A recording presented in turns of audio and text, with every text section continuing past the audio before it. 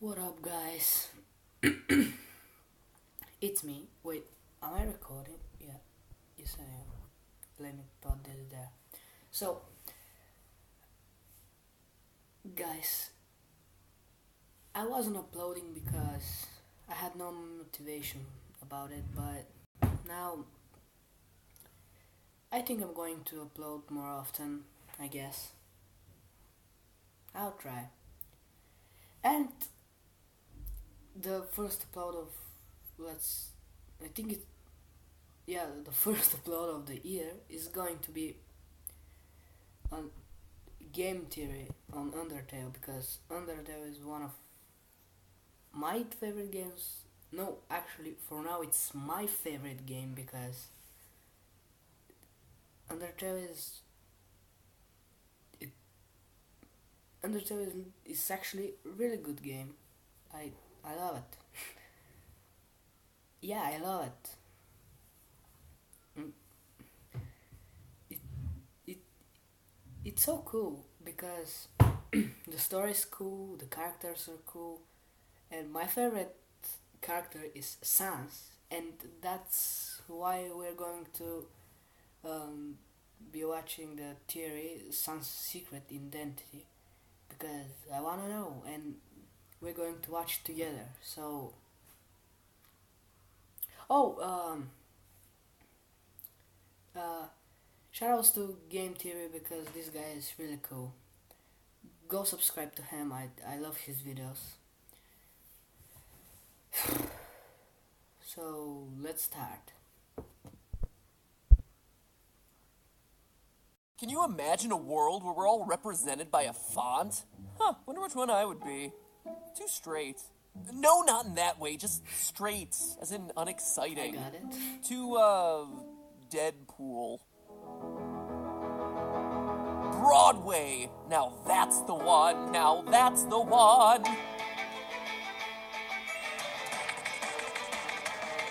I love his intro, by the way.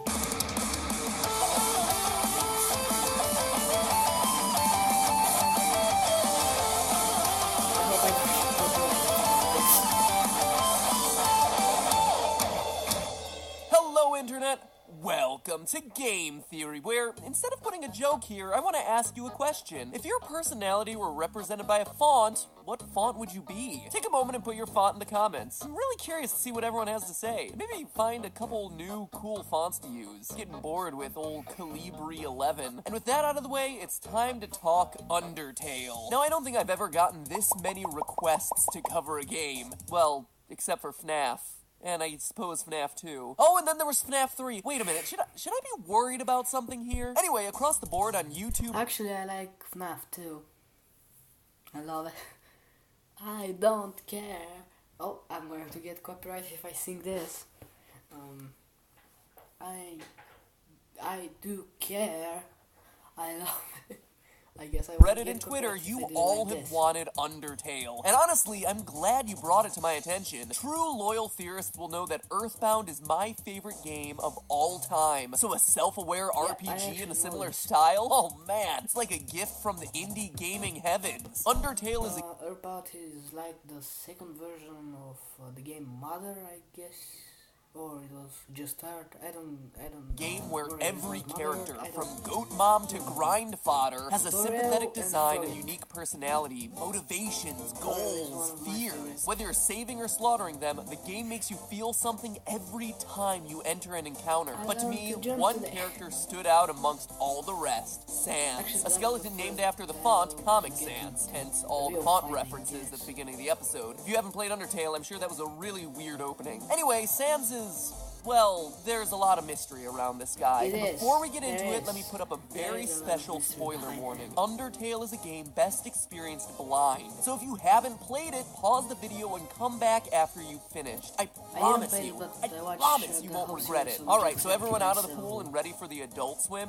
Good, because I'm feeling pretty It's kind of the determined same, to so get to the bottom of I Sans' couldn't bought mystery. it, So but just to I recap for those of already you who watched haven't the played the whole game and series, ignored the so- spoiler warning or just Nah. need a refresher, Sans is one of the two skeletons skeletal brothers who appear in the Papyrus. game. His partner is Papyrus, a loud, goofy Papyrus. trap lover also named after a font. But in the world of Undertale, their origins are a big question mark. All that we really know is what's given to us by a shopkeeper in Snowdin, who explains that Sans and Papyrus, quote, just showed up one day and asserted themselves. Weird, right? What's more is that while Papyrus is just kind of the goofy sidekick, Sans is much more complex. Sure, he likes fart jokes, but he's also incredibly powerful and deadly serious. Not only is his boss battle the hardest in the game, if you're going the genocide run, I'm sorry about it.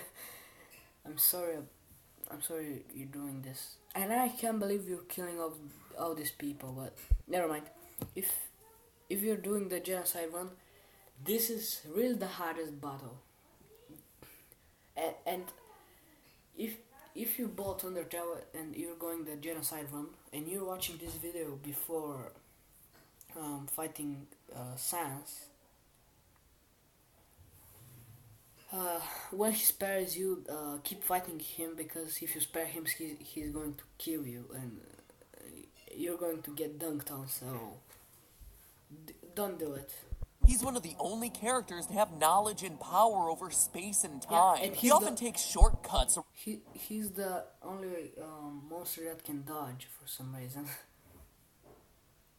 Around the world through ridiculous routes, even walking through walls. He also acknowledges that he's only one of infinite versions of himself, making self-aware commentary of the various timelines that you've played through in the game. He can even count the number of times he's killed you. He acts like an arbiter in this world, passing out judgment on the player's actions in the game, even explaining the secrets of EXP and love, or execution point, and level of violence. And levels of violence, just to clarify. In short, he just doesn't quite fit in with the rest of the world of monsters. But then, what or who is he? Well, the idea that he doesn't belong in Underworld seems to be correct. The evidence seems to point to the fact that he was... So he isn't a monster.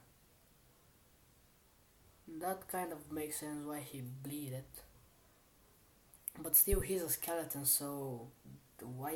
How did he bleed if he's a skeleton? Like, that doesn't make sense. In fact, formerly a surface dweller. In the true pacifist ending of the game, as the group looks out onto the horizon, Papyrus asks Sans about the giant ball. Wait.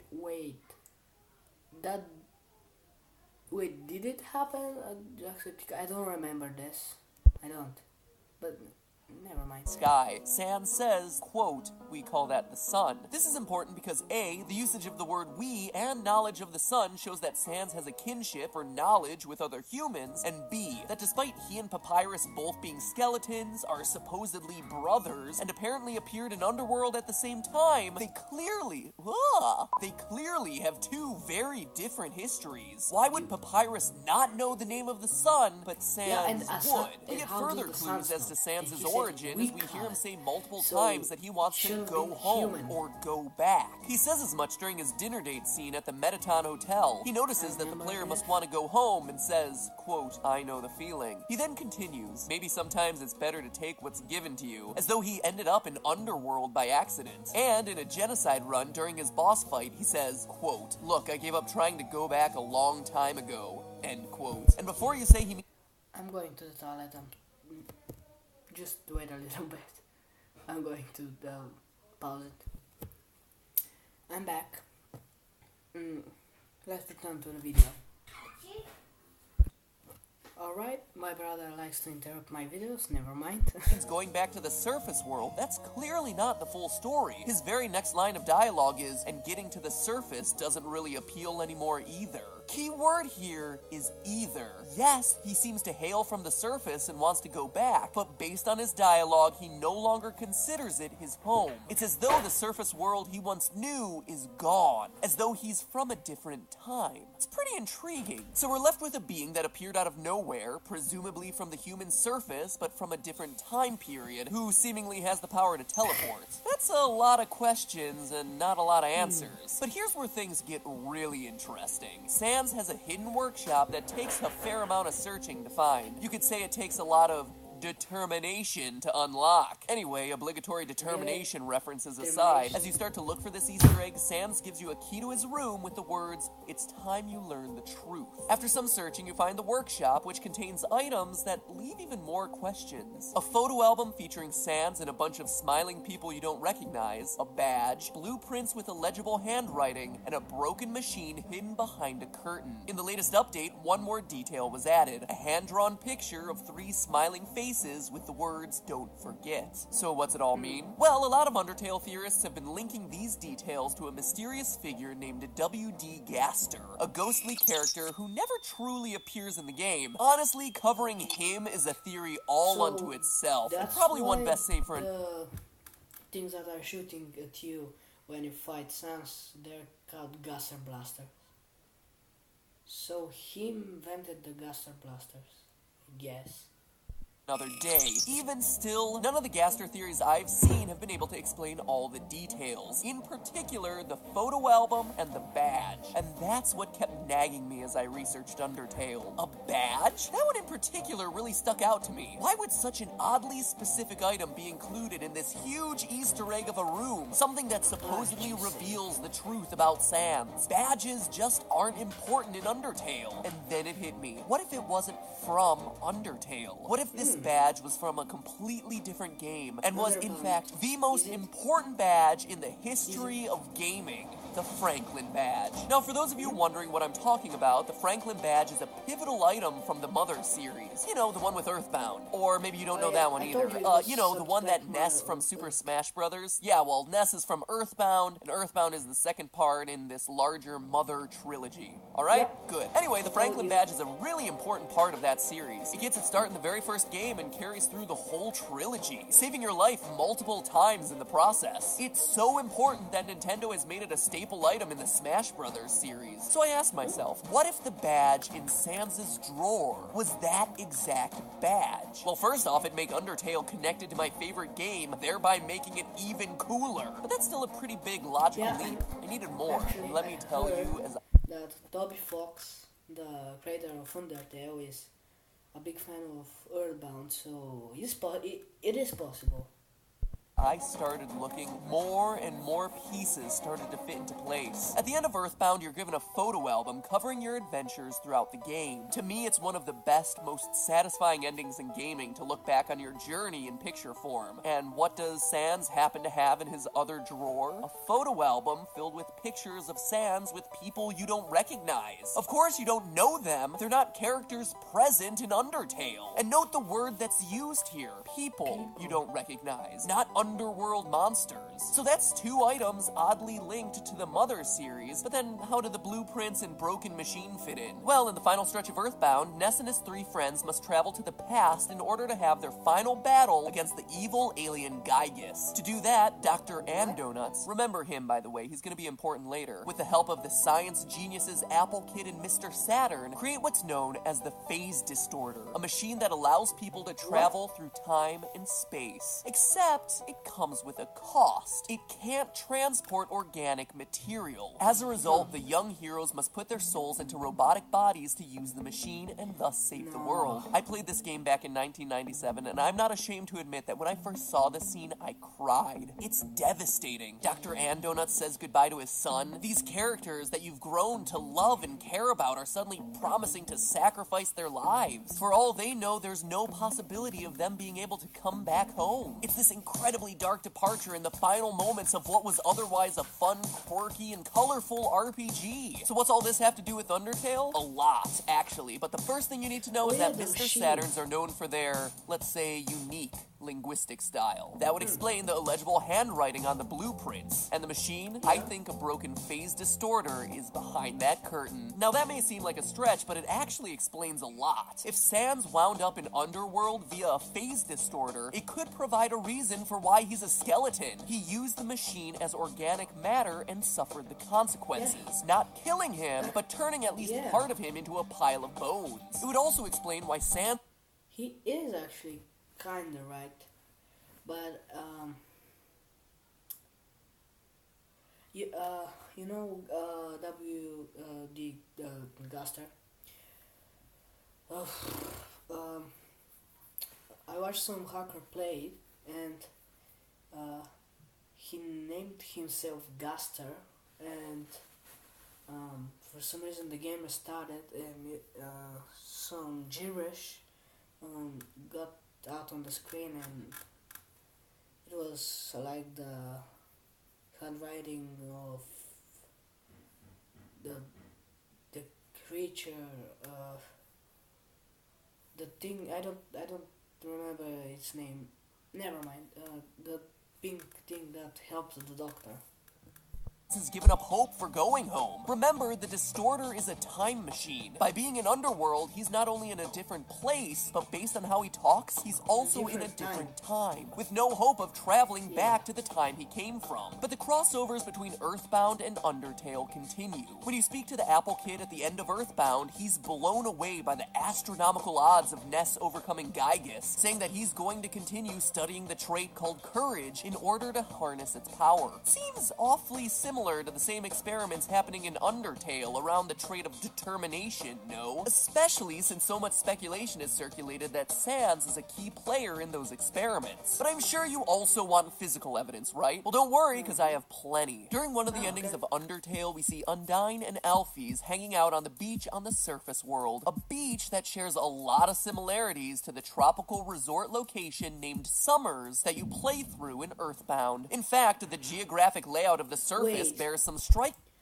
that shares a lot of Undyne are in Earthbound. Similarities to the tropical resort location named Summers that you play through in Earthbound. In fact, the geographic layout of the surface bears some striking similarities to the world of Mother. When Undertale's crew of monsters are finally able to reach the surface and look out over the earth, they're met with a beautiful sunset falling across a landscape of a tall mountain, a large city, and a sandy area adjacent to water. Notice the sun's reflection to indicate water and a lack of trees in this middle section here, hence the sand. Well, in Earthbound, you have the big city of Fourside, complete with skyscrapers, which you reach via a desert that just so happens to be adjacent to some water, and to the east, the mountain in Onetz, where a meteorite lands on Earth. I always called it Onetz, but if that's not clear enough for you, Mother 1, Earthbound 0, Earthbound Beginnings, whatever you want to call it, it's had a lot of names, had a map laying out the same geographic landscape, a tall mountain to the east of a large city, separated by a desert, with all of it up against a coast. I don't know about you, but to me it seems like there's a definite connection between the world of Eagleland, again, unclear how it's pronounced, between the world of Eagleland and the surface world of Undertale. But the strongest physical connection, the one that definitely unites these two franchises, comes from none other than Papyrus himself. He wears a custom-made costume known as his battle body, but if you look really closely at the design of the armor, you'll notice some markings on the chest. Is it just a throwaway detail?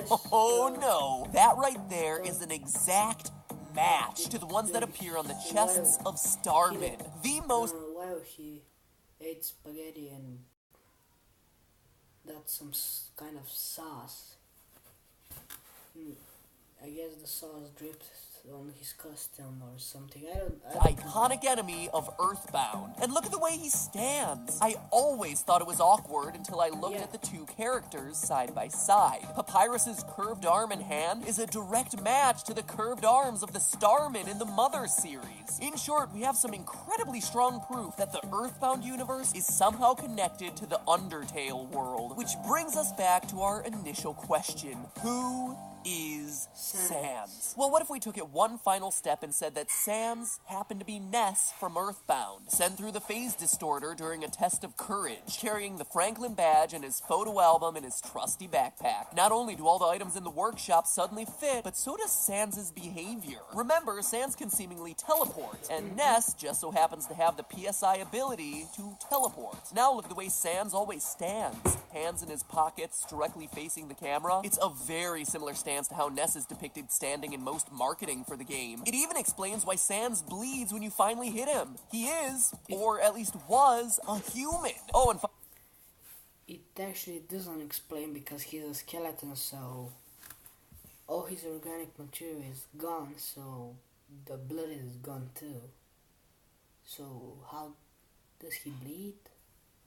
I don't Finally, Sans is only one letter removed from being an anagram for Ness. That's just a fun one. I thought it was worth mentioning. But if there was any doubt, we have to look no further than the creator's previous work. Toby Fox, the man behind Undertale, had previously worked on a Halloween hack for Earthbound. But this just wasn't a simple reskin. The Halloween hack tells the tale of Dr. Andonuts after the events of Earthbound. Remember I pointed him out? He's the one who made the phase distorter. In Toby Fox's version of the story, we see that after Gygus' defeat, the souls of the kids never return home. Instead, by going to the past to defeat Gygus, they create a new timeline that they're stuck in. As a result, Jeff never reunites with his father, Dr. Andonuts. And Dr. Andonuts goes crazy with guilt because he's the one responsible for creating the time machine and extracting the souls of his son and his son's friends to send them back to what he assumes was their death. In his mind, he killed 4 kids. And in Toby Fox's game, he's lost his mind trying to deal with that guilt. I'm telling you, this hack is dark. But that said, you see a lot of Undertale in this game. The appearance of Amalgamates, the first use of the awesome song Megalovania, the prototypes for Flowey, and that song is really cool.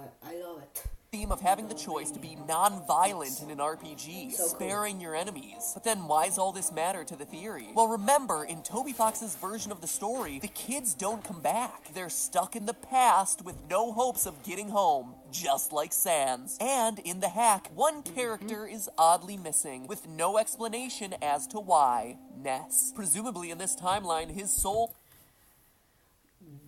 The most, thing that makes me believe this theory is pretty real is the thing with Undyne and Alphys, because they're heroes from Undertale and they're in Earthbound, so this connects the 2 games because they have the same heroes. And I actually... Go away. Never mind. I can't believe this is actually real, because was in a different place than his 3 friends are only theories, and he says it at the end of all his videos, so I don't know.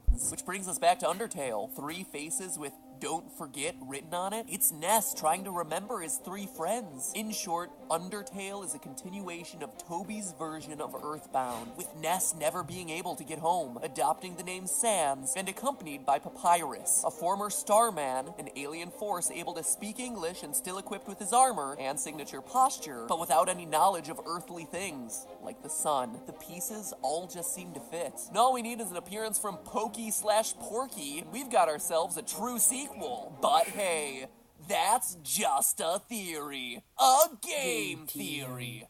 Thanks for watching. See? Wait, Wait. Now go forth with that knowledge and try to tell me who Gaster is. Don't worry, I'll be looking too. I have a few more Undertale theories in the works, as well as a deadlock, and then there's Goomba with another culture shock on the game. So No, stop. I guess this was for today, guys. I actually love this series, so if you want me to watch another one, the other one for Gaster, it's and this one, how his son's so powerful. If you want me to react to them, write in the comments. If no one writes, I'm just going to react. So, but please write a comment so I know you watched the video. Please. Bye, I guess.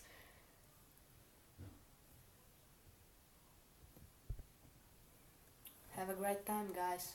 Bye.